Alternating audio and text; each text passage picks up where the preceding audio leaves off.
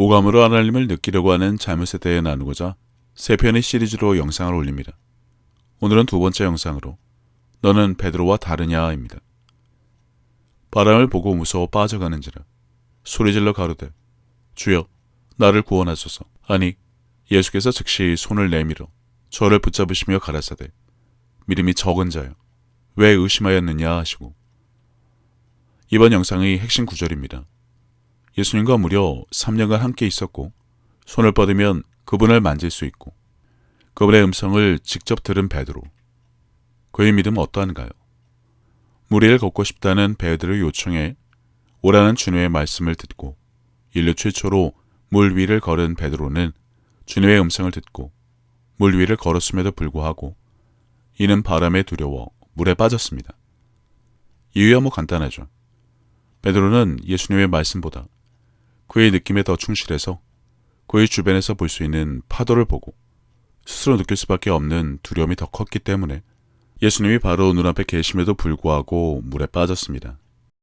교회는 댕기지만 대부분의 신자들이 겪는 온갖 문제들은 이와 같습니다. 내 주변의 문제와 상황이 언제나 말씀을 압도하죠. 내가 말씀 대신에 그것을 선택했기 때문에 말입니다.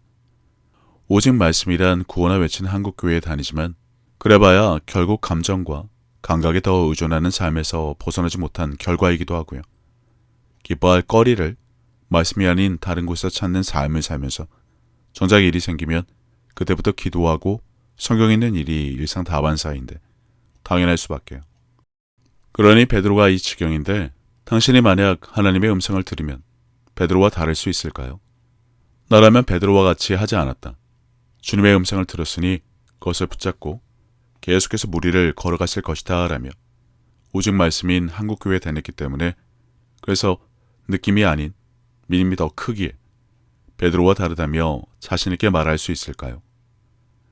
이미 당신의 믿음은 오감을 지배할 수 있을 정도로 굳건하기 때문에 말입니다.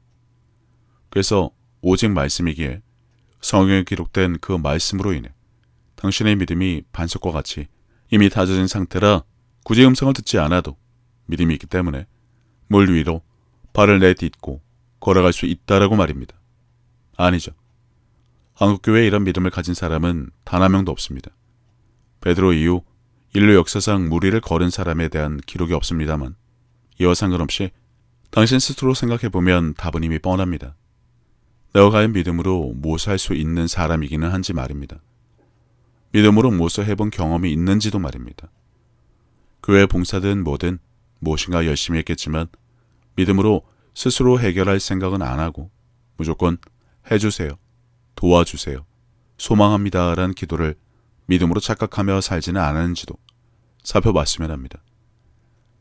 어떤 사람은 주님의 오라고 주신 말씀에 능력이 있어 베드로가 물 위를 걸을 수 있었기에 우리는 하나님의 음성을 직접 들어야 한다라고 주장할 수 있겠지만 이는 여전히 오직 말씀이라 주장하는 한국교회의 모순과 무능함을 여실히 보여줄 뿐입니다. 성경에 있을 필요가 없다란 말과도 같을 뿐이고요. 성경에 기록된 말씀으로는 그 무엇도 할 수 없다를 스스로 인정하는 꼴이 되어버리니 말입니다. 이런 마당에 오직 말씀이면 오직 믿음으로와 같은 뜻인데 그 믿음은 대체 언제 발휘할 수 있을까 싶네요. 그리고 그 믿음이 무엇을 뜻하는지에 대한 분명한 이해는 가지고 있을까 싶습니다. 믿음이 무엇인가요? 무엇에 대한 믿음이며 무엇을 믿는 것인지 분명한 이해를 가지고 있습니까? 오직 말씀, 오직 믿음. 안전제일이나 고개 만족과 같은 구체적인 행동 강령 없는 구호에 불과하다고 누누이 말하는 이유는 그래서 오직 말씀과 믿음으로 뭘 어쩌란 것인지 분명하게 밝히지 않는다는 것입니다. 그 말씀과 믿음으로 무엇을 하면 된다는 소린지 말입니다. 물 위를 걷나요? 마귀를 대적하나요? 문제를 해결하나요? 질병을 치유하나요? 사랑을 전하면 되나요? 기사와 표적은 부정하면서 오직 말씀이라지만 그 말씀이 오라고 명령을 하시는데 지켜 행할 수 있는 믿음을 찾아보지 못한다면 분명 어딘가 무엇인가 잘못된 것입니다. 물론 말씀에는 아무런 문제가 없습니다. 단지 신자가 자칭 믿는다는 자의 믿음이 어느 정도 수준인지 여실히 알 수 있는 부분이란 것입니다. 그러잖아 이처럼 주님의 음성을 듣기만 하면 만나 주시기만 하면 뭔가 될 것 같은 착각은 도대체 어디서부터 온 것일까요? 불을 받아야 한다. 만나야 한다. 죽어야 한다. 들어야 한다. 네, 영적인 것에 대한 이해가 거의 없다시피 하는 한국교회 설교를 평생 들어서 그렇습니다. 사람이 지혜로 만들어낸 신학과 교리가 뒤범벅된 설교에 익숙해져 성경을 읽어도 맹인이 따로 없을 정도로 이해하지 못한 결과일 뿐이고요. 세 번째 영상에서 다루겠지만 아무리 성경을 읽고 설교를 들어도 믿음이란 찾아볼 수 없는 현실은 누구에게나 있을 수 있지만 한국교회 안에서 믿음이 없다는 말은 일종의 금기시된 말이죠. 없어도 있는 척, 가진 척, 아는 척은 했지만 정작 믿음을 발휘해야 할 때에는 믿음을 주세요라는 기도를 했으니 말입니다. 게다가 베드로는 두려움에 빠져 3번이나 주님을 부인했습니다. 마찬가지로 여러분은 그런 상황에 베드로와 달리 하나님의 음성만 들으면 믿음을 배신하지 않을 자신이 생길 것이라 믿습니까? 하나님에 대한 믿음과 사랑 때문에 골리앗 앞의 다윗처럼 구는 것이 아니라 무리지어 뒤에 숨은 군사들처럼 되지 않을 자신이 있냐는 것입니다. 아버지의 이름을 욕보이는 자들 앞에서 무엇을 할 수 있는지 생각해보기 바랍니다.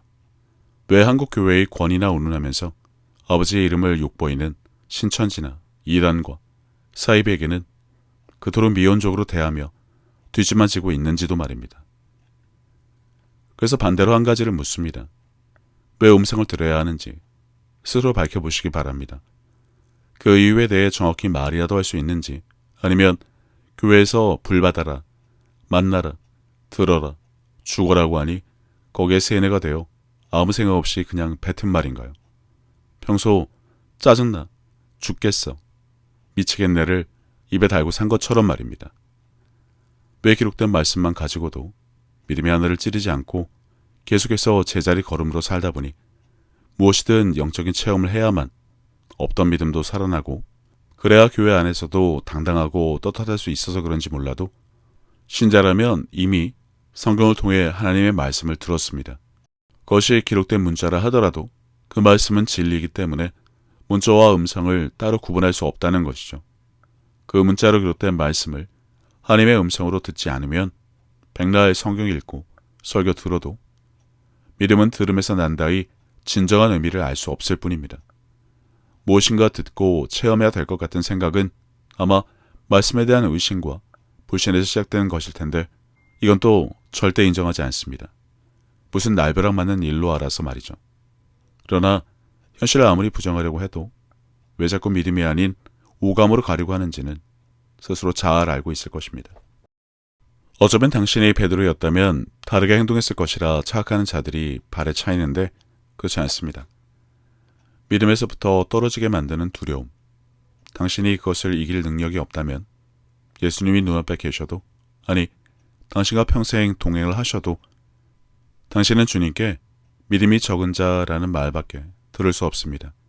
오직 말씀으로 돌아오라는 구호를 외치는 한국교회에 다니지만 맨날 넘어지고 실패하고 빠지고 기쁨이나 감사도 없고 실망하고 좌절하고 슬프고 우울하고 화나고 짜증나는 이유, 과연 주님이 동행하지 않으셔서 그럴까요? 아니면 말씀이 없어서? 그것도 아니면 믿음이 없어서? 도대체 왜 그런 삶을 살고 있을지 생각해 보시기 바랍니다. 하나님의 사랑을 알고 믿은 사람이 바로 크리스찬이기 때문에 당신의 의지를 발동해서 지켜내야 할 것을 위해 당신이 무엇을 하고 있는지로 당신의 믿음을 알 수 있으니 말입니다. 간혹 난 죽을 힘을 다해 기도하고 성경 읽고 말씀대로 살아보려고 노력을 했지만 안 되더라는 자들도 있던데, 그건 그 사람의 기준이고 자기 변명일 뿐입니다. 그 열심이라는 것이 단지 육신의 열심과 종교적인 열심이기 때문에 뻔한 결과를 가진 것 뿐이죠. 이것은 진심으로 믿는다의 의미를 잘 모르는 자들이 주로 하는 말입니다. 억지로 무엇인가 해보려는 나의 행위에 익숙한 종교적인 자들이 주로 하는 것이고요. 그리고 이러한 사실은 오직 말씀이라는 한국교회에서 자주 볼 수 있다는 것은 안타까울 뿐입니다. 이 정도로 하고 세 번째 영상, 들어도 나지 않는 나의 믿음에서 계속하겠습니다.